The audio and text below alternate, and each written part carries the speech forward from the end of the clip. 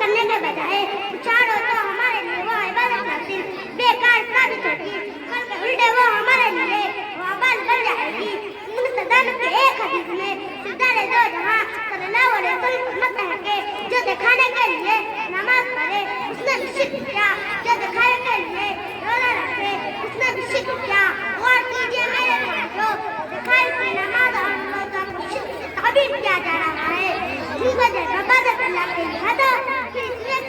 دکھانے کا مطلب ہے کہ ہم نے تو عبادت کو بھی شرک کر لیا۔ بخاری صرف کی پہلی روایت جو امام بخاری نے نقل کیا وہ ہے انما الاعمال بالنیات، سارے اعمال کا دار و مدار نیت ہے، اور اگر نیت صحیح ہے اللہ کو خوش کرنا مقصود ہے تو ثواب بھی پورا ملے گا، اور اگر نیت کسی کو دکھانا ہے یا اور حسد ہے تو ہمیں اپنے اعمال پر منانی چاہیے۔ میرے عزیز بھائی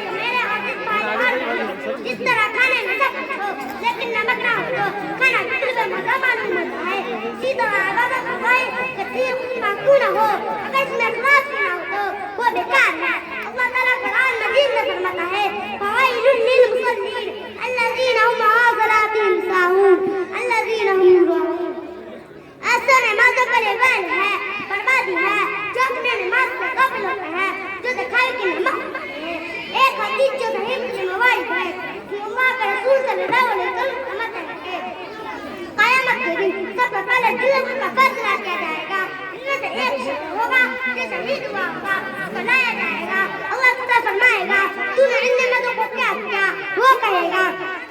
میں رہا یہاں تک کہ شہید ہو گیا، اللہ تعالیٰ فرمائے گا زیادہ بتا تو جھوٹ بول رہا ہے، تو نے صرف اس لیے کیا تھا کہ لوگ تجھے بہادر کہے، اور تجھے بہادر کہا بھی گیا کہ اللہ تعالیٰ اس شخص کے بارے میں فرشتوں کو حکم دے گا اور گھسیٹتے ہوئے جہنم میں ڈال دیا جائے گا، پھر وہ تب بلایا جائے گا جس نے علم بھی سیکھا سکھایا تھا، قرآن پڑھا تھا، اس کو بھی اپنی نعمتیں یاد دلانے کے بعد اللہ تعالیٰ فرمائے گا تو نے ان نعمتوں کو کیسے استعمال کیا؟ وہ کہے گا میں نے علم سیکھا سکھایا اور تیرے لیے قرآن پڑھا، اللہ تعالیٰ فرمائے گا کالا بتا تو جھوٹ بول رہا ہے، تو نے صرف سے کیا تھا کہ لوگ تجھے بہادر کہے اور تجھے بہادر کہا بھی گیا، اللہ تعالیٰ اس بارے میں بھی حکم دے گا اور یہ بھی گھسیٹتے ہوئے جہنم میں ڈال دیا جائے گا، پھر وہ تو سلایا جائے گا جس نے اللہ تعالیٰ نے ساری سے نواز تھا، وہاں دولت کی فراوانی کی، اس کو بھی اپنی نعمتیں یاد دلانے کے بعد اللہ تعالیٰ فرمائے گا تو نے ان نعمتوں کو کیا کیا؟ وہ کہے گا میں جہاں جہاں مال خرچ کرنا تیرے نزدیک محبوب تھا، میں نے ہر عزیزہ کو خرچ کیا، کوئی مصرف نہیں چھوڑا، اللہ تعالیٰ فرمائے گا پیدا بتا تو جھوٹ بول رہا ہے، تو نے صرف اس لیے کیا تھا کہ